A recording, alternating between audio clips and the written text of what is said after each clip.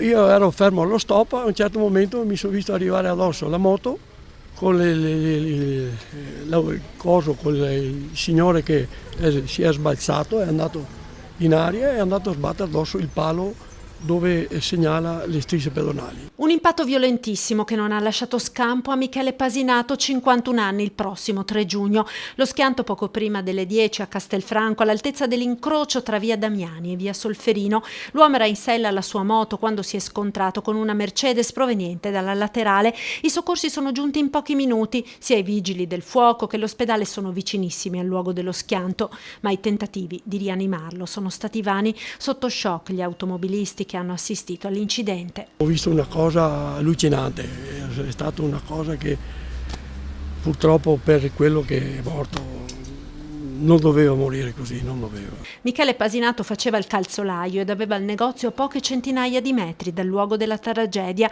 Viveva a Tombolo con la moglie Alessandra ed i 2 figli. La notizia della tragedia ha destato profondo cordoglio sia a Castelfranco, dove appunto Pasinato lavorava, sia nel comune padovano, dove la famiglia è nota e stimata.